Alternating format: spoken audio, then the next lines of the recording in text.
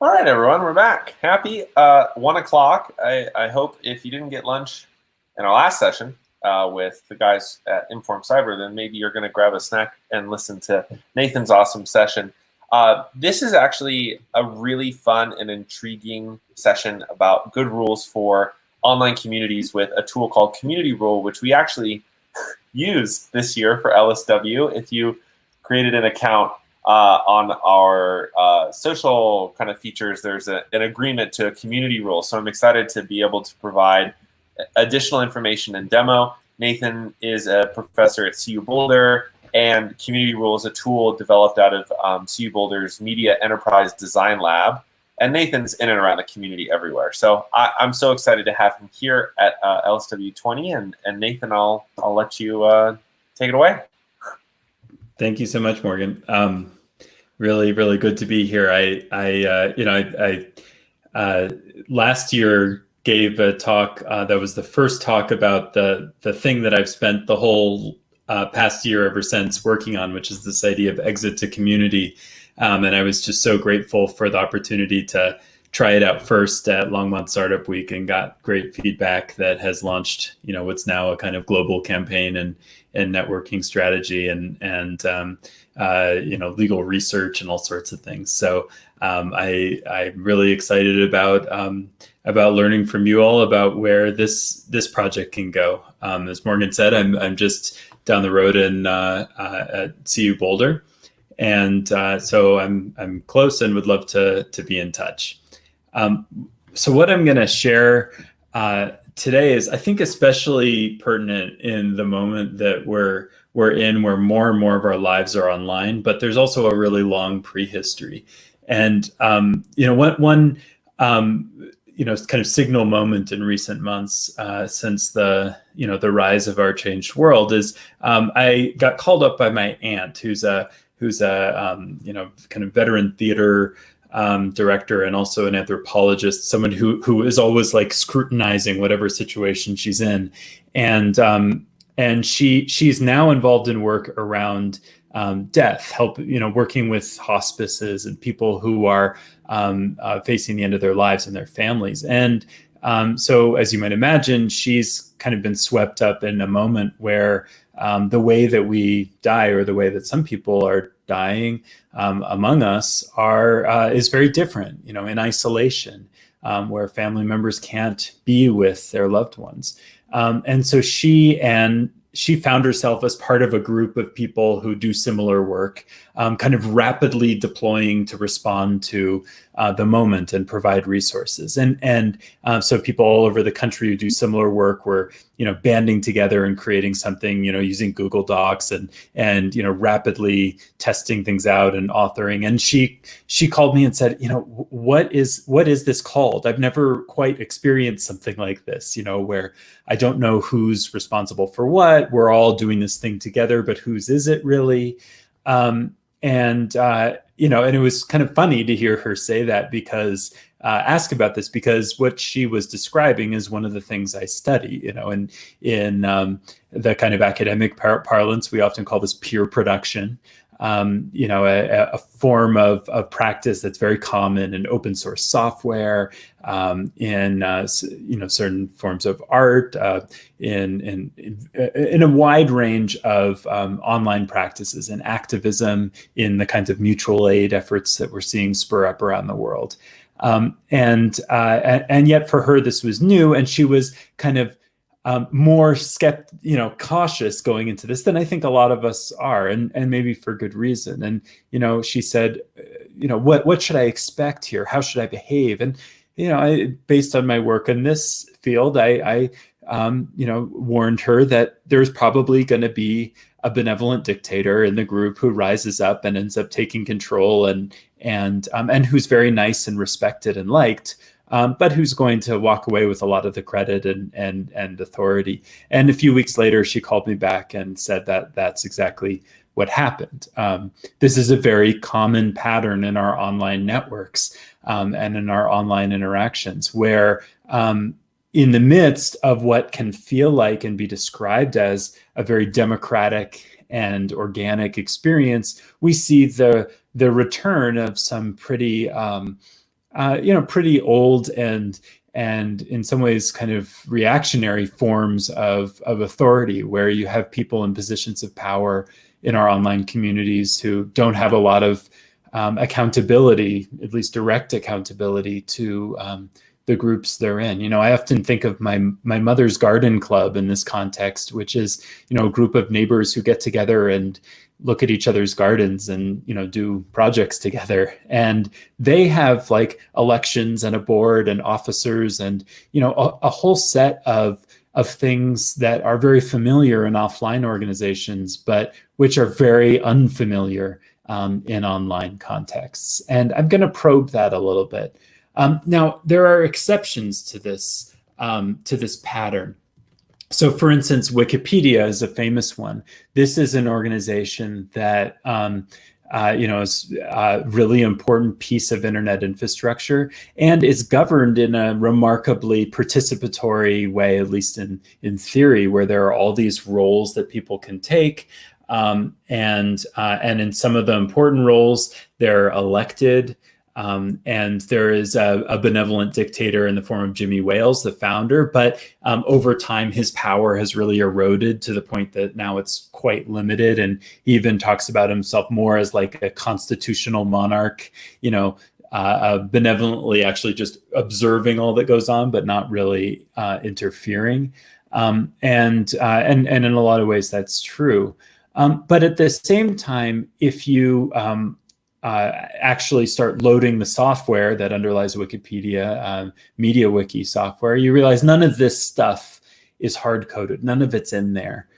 It all had to be carefully constructed outside of the software tools. And this is something I've experienced firsthand, and that led me into further research around this problem. I've been involved in moderating and leading online groups, some large communities, hundreds of people interacting online. And it's striking often how even a group that wants to practice democracy in how they operate, how poor the tools really are for doing that. So I've been exploring what I've come to call the implicit feudalism of online communities, this way in which the tools available to us are designed with certain defaults in mind, assuming this logic of all-powerful administrators or mods that lead to these kind of benevolent dictators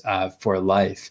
And in this work, I've probed the history of some of these patterns, looking at, for instance, BBS software, pre-internet bulletin board systems, which were some of the early where some of the early norms of online social interaction formed. In these BBS systems, often they were computers being stored in people's houses. And so there was this perception often that if you're on my BBS, you're in my house. And it's a really interesting kind of logic that has recurred and renewed itself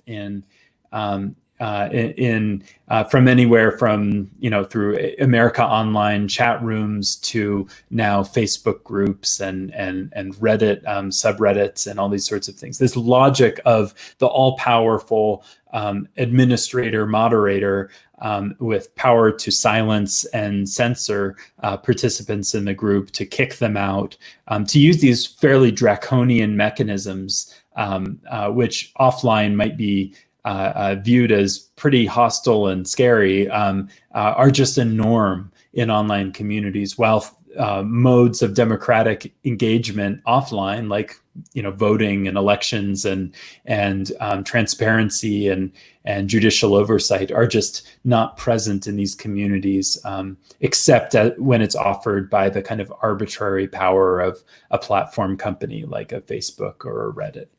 And I think this kind of pattern has led to a revival of interest in a famous essay from the early 1970s by Joe Freeman called "The Tyranny of Structurelessness." Now, Freeman was an activist the feminist movements at the time, and was commenting on the prevalence of these consciousness-raising circles among women who were building power and consciousness and identity as feminists through these peer groups, and they often prided themselves in being non-hierarchical.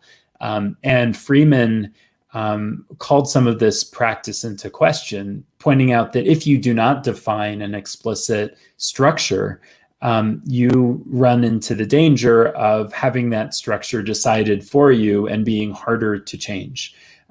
Seeing behind the scenes relationships and forms of power and privilege lurking in the background, rising to prominence and becoming kind of unshakable because they're not explicit and there's no explicit way of challenging them. And so this essay has, despite its origins as a commentary on 70s feminists, has become increasingly discussed in the context of today's online networks, where we tend to see this kind of pattern arise again and again, whether it's groups that are discussing something in common, like a Facebook group about a shared interest, or a peer production group like people producing open source software, like a lot of the tools that run the internet in the background, as well as some tools that we may be familiar with, Linux and Firefox browser, all these sorts of things. We see this pattern recurring in a lot of ways, and we see this, the complaints about a tyranny of structurelessness emerging.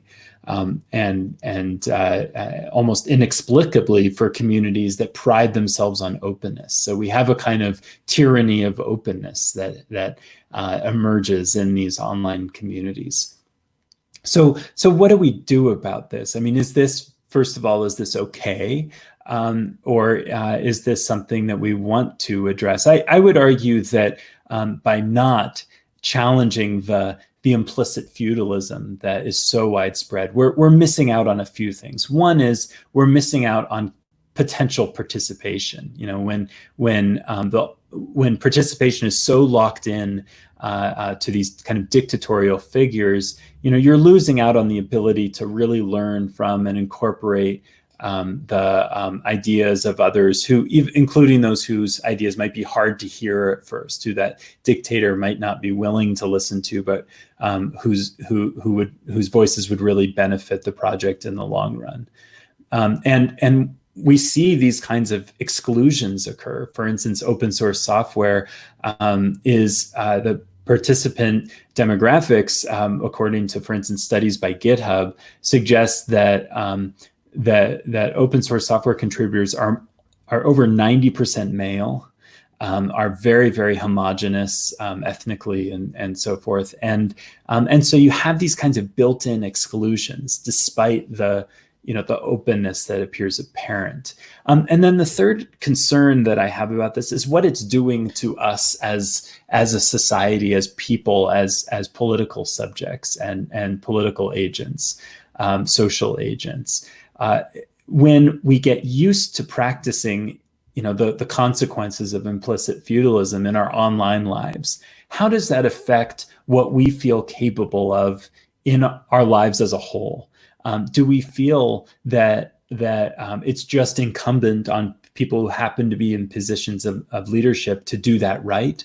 Or do we feel that we are in some ways responsible citizens everywhere we go, and that we are at least potential leaders in our communities?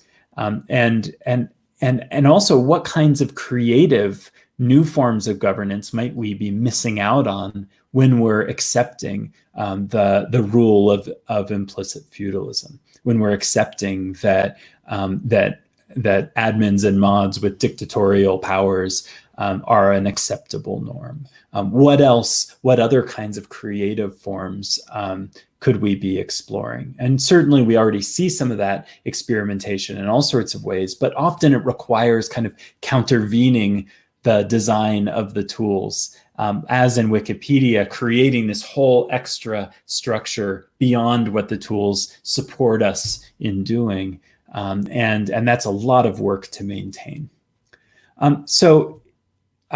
Supposing that we do want to challenge some of these norms and assumptions, I do think there are things we can begin to do. And one thing that I've been inspired by is the Contributor Covenant. This is a project founded by Coralineta Emke, who's a prominent developer in the Ruby community, work on websites and web apps. And the important thing here, though, is that she noticed that in a lot of these open source software communities, these peer production communities, people who were misbehaving, who were behaving often in racist or misogynistic ways, weren't really getting called out on it, and there weren't mechanisms in place for dealing with that kind of behavior. And she felt that this was really causing the kind of exclusion and homogeneity that we see in open source, and that there really needed to be mechanisms in place so that when people are behaving in abusive fashion, they can be cleanly and appropriately dealt with. And so she introduced a few years ago this Contributor Covenant, which is a simple, basically one-page code of conduct for open source projects. And at first, this aroused a lot of hostility and resistance in the community.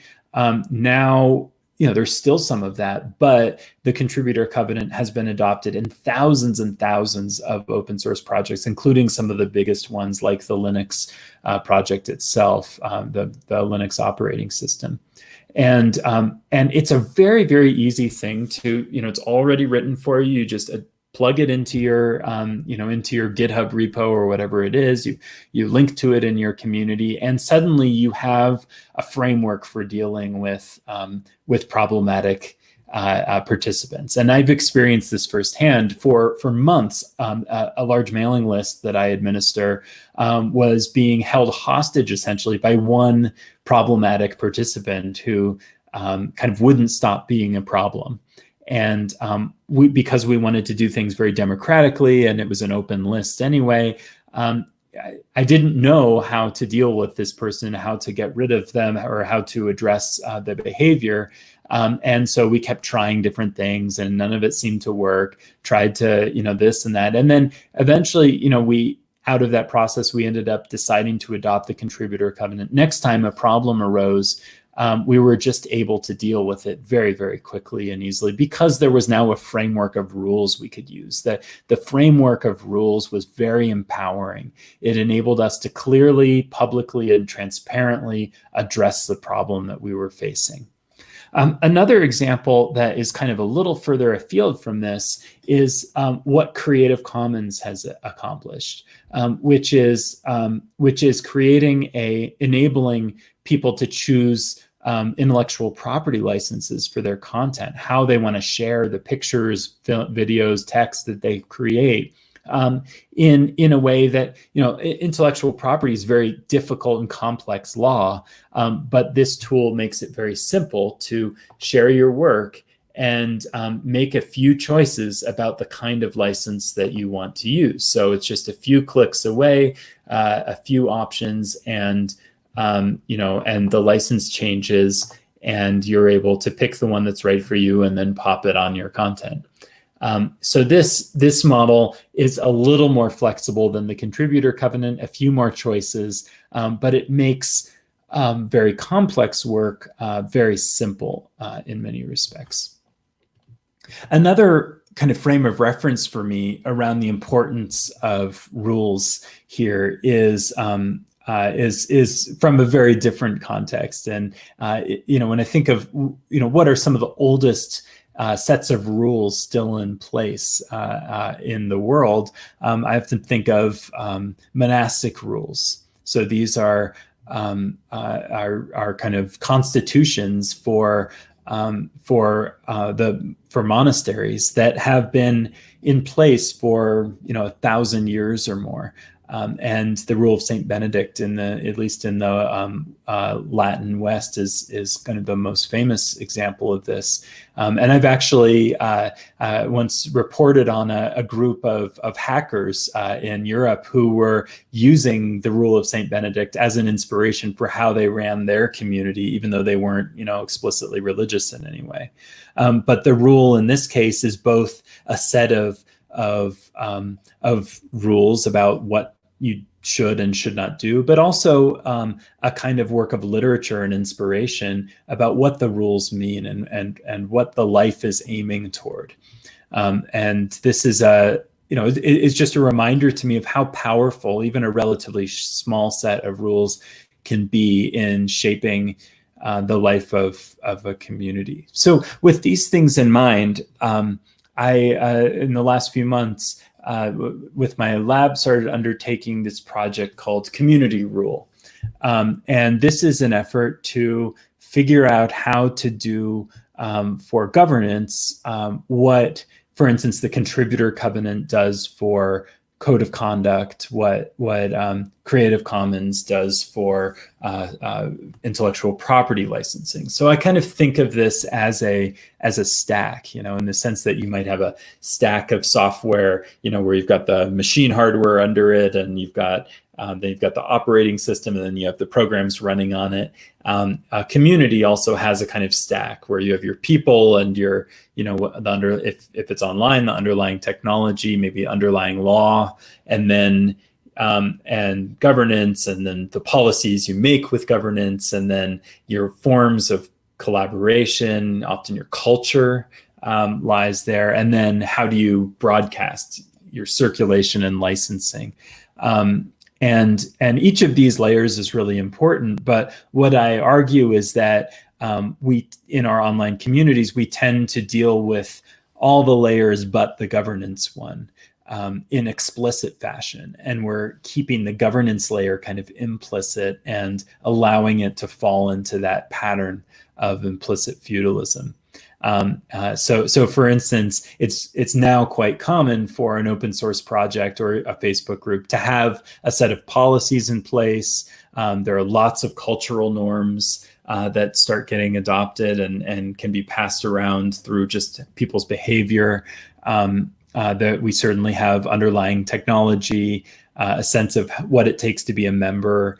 And there's, in the software context, there's a lot of active interest and conversation about how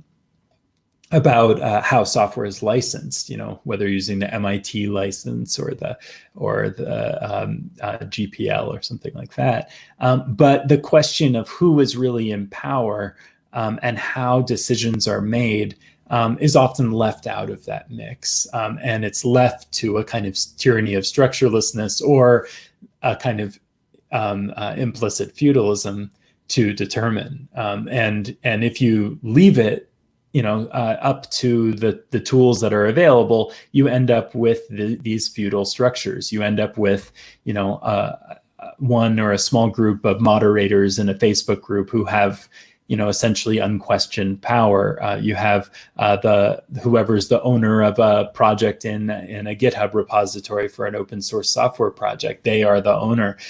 Whoever has admin rights to an email list, they end up holding a special degree of power. And so if we don't address this layer, we will simply find ourselves enacting the defaults of the tools we're using. So in order to make some progress on this count, CommunityRule is a cluster of tools that are meant to kind of work together and facilitate that process. You can, to begin, start from scratch with a blank slate, and that looks like this here, and you just open up the questions, and you just get a long list of questions of things that groups should probably address. And you don't have to answer all of them, but it gives you a kind of a set of things that you might want to consider. There are also a set of templates, so a small number of templates not nearly as small as the set of available Creative Commons licenses, but we're getting there. I tried to pick a few examples that I see in the wild a lot. Nothing too out there and speculative, just things that seem to be working for different groups. And so you can click on one of these, say the circles example, which is kind of based on this idea of sociocracy, or it's also something I've seen a lot in activist affinity groups. And so it's a fairly common set of practices. And then you can customize that rule, and the default text is in there, and you can start changing it as you like. And then you can either export it, download it to your computer and post it wherever, or you can publish it and post it on the site itself. And then we have a library of rules that people have posted. Oh, this is a new one that just showed up today. We had a Arabic translation show up just recently, and Make for COVID, which is a local group here working on really sophisticated personal protective equipment and things like that for Colorado first responders, and a bunch of other projects have shared their rules here. And this is really the goal of the project for me, is not just for you to individually create and post your rule for your group, but to actually learn from each other. So one thing that I thought was that I was really excited to see was one person posted this temporary benevolent dictator rule, a kind of modification to the benevolent dictator idea. And then I saw another group actually borrow from that idea. And the idea here is that you have a benevolent dictator early on, but there's kind of an off-ramp for switching to more of a board structure. And I actually ended up modifying the default template for benevolent dictator to have that logic too. So the real goal here is to figure out how to facilitate groups learning from each other. And there's a long way to go to do that. Clearly, just like a list of words here and names of groups is not the best way to facilitate sharing. So I'm looking for ways to improve that process and that experience. But that is really the goal, is to accelerate innovation in community governance. So one thing that I'm really excited that we're working on now is with support from CU Boulder, where my lab is this summer doing consultations with groups that have formed to do mutual aid around the pandemic and the surrounding context. And so we've been using CommunityRule to talk through with these groups how they're organized and how they might be more appropriately organized. And we're seeing just a very, something I've seen a lot in my work on social movements that's very familiar, which is this way in which a group forms, usually online, with a lot of enthusiasm and a lot of excitement, and people are putting 110% in, and then after a few months, people get exhausted. A hard decision comes up, and nobody really knows how to actually make that decision in a way that the whole group will be responsible to, especially if there's some people who really disagree, and things just kind of fall apart. People just back off, don't participate anymore. The group falls apart. And we're in that moment right now where this has been going on for enough months that, the initial excitement is kind of worn off, and people have to figure out, okay, how are we going to outlast this virus, right? And I think governance is one important piece of that, and we always try to keep in mind and remind ourselves too that, governance is not an end in itself. Again, it's just one piece of a stack. And ideally, your underlying rules, are not, hovering over you and infecting everything you're doing at every moment, that they're maybe lurking in the background for when the hard decisions have to be made. And, there is a kind of violence that rules carry in their ability to inhibit, more spontaneous behavior and and choice. So we want to really put rules in their place. But nevertheless, this project has been really helpful for thinking about how to how to solve some of that, or how to facilitate that challenge of converting from a group that has been really driven by enthusiasm and the crisis of a moment to the kind of group that can really challenge a crisis and take on a crisis long term. And one thing that I think of, going back to those monastic rules, is the hospital that in Seattle that was the first to detect coronavirus in the U.S. In, I believe, February, was founded by an order of nuns, which in turn really got its start during a pandemic, I believe, in Canada about a century earlier. So it was a piece of lasting infrastructure that emerged out of an earlier similar crisis that actually made us better equipped and ready to confront what we were facing now. And that's a kind of question I pose to myself. How can we create infrastructure that will really last until not just the end of this crisis, but that will actually make us better prepared for the next crisis? So I just want to conclude by sharing a bit about where we are, and then I see there are some questions, comments starting to appear here. Oh wait, no, there's just a senseless chatter so far. But please, if you have any questions or things you wanna bring up, please pop in the chat, and I'd love to take those up.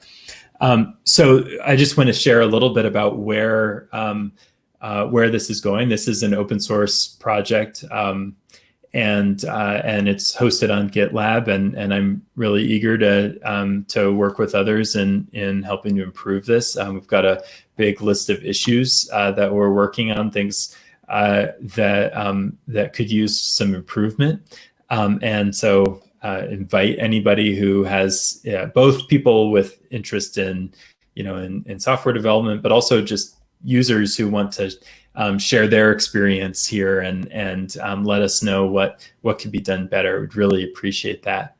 I also want to share a kind of preview of what I'm working on of the kind of next phase of this tool. So this is not the online version. This is a branch that's running, just off my computer right now. But the idea here is, rather than focused on just text-based rules, with the idea that, okay, you look at something like this and you have to really read it closely to understand what's the basic gist, what is this really about, that what if we could do this authoring process visually? And so I've been developing this very simple rule builder using modules that are actually taken from an earlier project of mine called Democratic Mediums, which is a kind of directory of different forms of governance, different kind of things that governance involves in human life. And this has become a useful starting point for this rule builder. So for instance, in this case, you could start building, the U.S. government here with a constitution, pop it in from the menu here. You could describe how it works. It was written by the founding fathers, allegedly, and then box that away. It's in there, and then we can have some separation of powers in there, and then add in a judiciary and a legislative branch and an executive branch, and maybe in the legislative we can add multicameralism. This is all very formal government looking stuff, but there's also a lot of stuff in here like friendship and recess, taking a break as part of a process. And so this is an authoring tool that would enable a much more kind of visual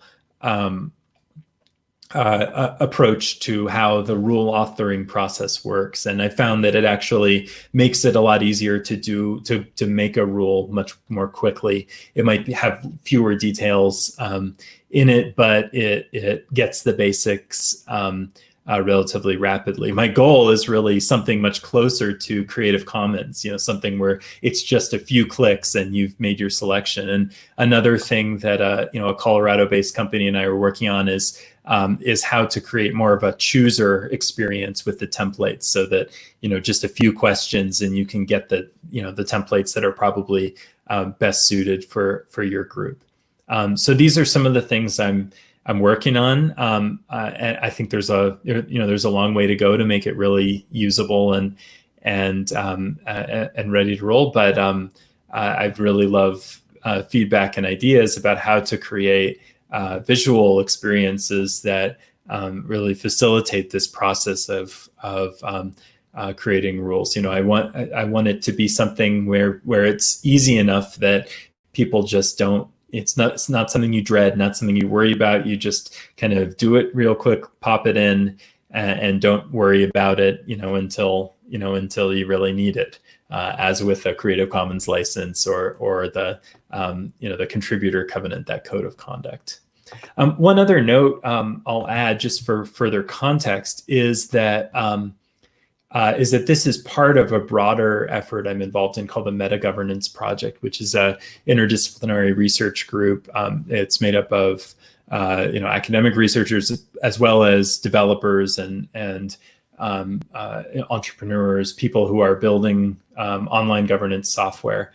And we've developed a white paper called Modular Politics. I hope the link doesn't work. Anyway, it's online, and it outlines one kind of system approach for creating actually a standard for governance that would create what we call a governance layer of the internet, so that not only can you build a rule on your Facebook group, but actually it becomes interconnected. So your Slack is interacting with your on governance processes with your CommunityRule, which is interacting with the website for your group. So you're really able to thread governance together across the internet. And toward that end, we're also we run a weekly seminar of people who are doing research in this vein. Here's a bit of our slide deck. And one thing that's kind of nice about this group is we share a founder with Creative Commons, and Lawrence Lessig was one of the people who got this going, a professor at Harvard, and the founder of Creative Commons. And so we have some good experience in the group around how not only how to think through some of these questions, but how to actually gain some traction. And some of our early partners actually are not these serious open source projects or mutual aid groups, but actually online games, companies that are developing multiplayer games and want to enable users to design and practice governance in the game experience. So this is, the CommunityRule is a very modest, very simple project, but it is part of a much more ambitious effort to really transform how we do governance online, and the normalcy and the creativity with which we're able to build on our democratic legacies and traditions, and really accelerate that learning in our online spaces. So I'll leave it there for now and start turning to discussion. Awesome, that was so cool. I love this project. Just for the record, it's so cool. I think, first of all, even though I definitely agree with F on this, that you do rule, I think there's an opportunity for a pun here in which you have the Nathan rule, like a community rule. So the Nathan rules, I don't know, that's lame. Anyways, let's see here. Similarly, they asked, with regard to community features, which this is, and I have an associated question to this, which major social network comes closest to your ideal, or maybe none at all? Yeah. So one that I think is really, really interesting to consider is the Automod feature on Reddit, which, Reddit among online community platforms enables a lot of flexibility among moderators, and it still keeps to this implicit feudalism logic where moderators have kind of absolute power. But one thing it does allow is for them to actually automate the processes of moderation. And so what you see is you have to write code to do this. It's kind of like a scripting language, but even non-technical moderators will share snippets of code, put it into their system, and that has created kind of like secondary markets for automod scripts. And that's the kind of dynamism that we'd love to see at the higher level of like, how do you actually decide who has power? And so that's one example. Another side is around networks that are not centrally controlled. So for instance, I'm a member of social.coop, which is an instance of the Mastodon social network, which is a kind of Twitter clone, except it's federated, so you can run your own server. And in those contexts, you really have a great deal of flexibility in how you govern. It all depends on who really holds the keys to the server and controls the network. But our case, social.coop, we've been very intentional about using cooperative democratic practices to run it and manage it, and it's been fun. Another example of that kind of structure with federated networks is Minecraft. So my colleague Seth Frey at UC Davis who's a collaborator in this meta governance project, has done a years-long study of Minecraft servers, which teenage kids are running, and it turns out you can actually computational, you can ping them all and see which plugins they're running, and some of those plugins actually relate to governance. So he was actually able to do work connecting the longevity and success of some of these servers with what kinds of governance tools they at least have in place in their plugins. So there are steps along the way here, but really it's really more the exception than the rule that you see democratic practices emerge in any recognizable sense. And so for instance, among open source, of versions of Linux, there's Debian, which is highly liberal, democratic, and constitutional, but most of the others are not structured that way. And I think it's really testifies to how difficult the tools we have make it to organize this way. You really have to bend over backwards, to run our democratic Mastodon instance. We have the thing itself, which is just a space for chatter, but then we also have to have Open Collective to manage our money. OpenCollective.com. It's a great platform for enabling groups to manage money, but it doesn't have any governance in it either. So then we have to make our decisions on Lumio, which is a really great forum tool that also has governance tools in it. But that too, even with Lumio, it just enables you to make a poll. It doesn't tell you what actually counts as a decision for your group. So then we have to have a separate constitution on another site. So we have a wiki running, with the actual, okay, if this happens in Lumio, this is what it means for us, right? And so it's just absurd what it takes in order to practice basic, my mom's garden club democracy online. And it just seems to me like if we're going to get anywhere, let's at least catch up to the garden club. Right. I love that. I have to comment on that your note that the Constitution was allegedly written by the founding fathers. I appreciate that as the descriptor. Allegedly, who knows exactly what happened. So, and actually related to that, one of the interesting questions I think that listening to your presentation that I had was,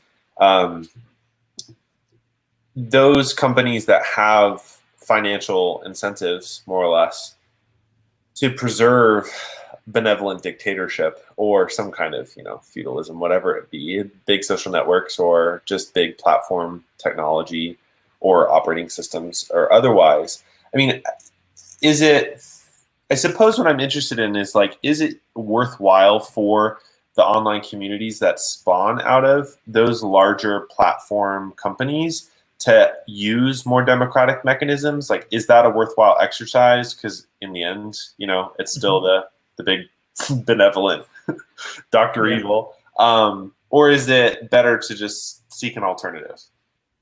Well, in some ways, just look on the face of it, you would think that Facebook is a better place to do democracy than, for instance, those old BBSs that are running in somebody's house, because ultimately, one person does have the power to pull the plug on that thing, and and so it makes sense that they should have special authority in certain respects. Whereas with Facebook, the admins don't have the power to pull don't have any more power to pull the plug than Facebook grants them. So Facebook could, in principle, say, like Jimmy Wales of Wikipedia, okay, we control this network, but your groups are going to be or can be democratically controlled, and you can vote off your mods and that sort of thing. So in principle, there's every reason why this should be. And actually, Mark Zuckerberg has done some really interesting writing, especially an essay called "Building Global Community" right after the 2016 election, in which he really seemed to want to do that. He was talking about it's time to experiment with new forms of practicing online governance at scale. And he backs away from that and goes in the copying WeChat direction later. But anyway, at least but there's an interesting history, because actually early on, there was a logic in America Online, which was really the first online community hub that took off in a very mainstream way in the U.S. And America Online started paying the moderators of these groups, and of course they were underpaying them, and so it caused lawsuits, and it caused labor, got them in trouble with labor law. And so through that experience, these companies discovered, okay, that is not going to work, just legally. And we often forget how much these things are structured by law. How much, for instance, the provisions around the platform's responsibility for what appears on them is totally conditioned by law, and the ability to pass off responsibility to users is conditioned by law, is encouraged by law. And I think what arose, I don't think the case is ironclad here, but my best understanding of what happened, in addition to just maybe the biggest force is just inertia, that the idea of the mod and the admin is just so ubiquitous that it just gets adopted. And it's also, it reflects how computers are designed, right? A computer runs on the kind of Linux or the Unix logic of a version control or an access control system, where every file has permissions associated with it that derive from the authority of the root user, right? So the idea that there is a fixed, dictator at the top is part of the computer architecture itself, the architecture of the operating system. And so maybe it's just that filters into these communities down, all these levels. But I think there's also an argument to be made that because of that run-in with labor law, the deal that ended up being struck implicitly was basically okay, you all do the intense amount of work. I mean, the research on moderation is that this is a lot of work in any successful community, and it's exhausting and traumatizing often. And you do the work. We're not going to pay you for it, but we will give you absolute power, right? And I think that's kind of the trade-off that has been made, and that's where this fits into the economy, into the economics of the picture. In addition to ensuring that companies have perpetual control over spaces associated with their brand and things like that. But I feel like I have about 80% of the story in my mind, but there are all these details that I still keep encountering new evidence around. How did we get here? Why is it that these are the only options? Like, the more I think about it, the weirder it feels. Like, really, we are essentially creating, communities that are governed by like the ability to censor and silence and eliminate. I mean, it's like from a political philosophy perspective, it is a kind of primitive, intensely primitive governance logic, which doesn't necessarily mean it's bad, but it is striking that we don't have more sophisticated tools available to us in 2020. Definitely. Well, Nathan, thank you again so much for joining us here at LSW20. Anybody can email you or access CommunityRule, communityrule.info. I've always been excited to see the new examples be populating and some of the ways they're blending the templates. I was looking the other day about blends between duocracies and elected boards and creative applications of governance. So I just want to thank you again for joining us. And everybody, we'll be back at 2 for our next session. So, all right. Thank you so much, Morgan. Thanks.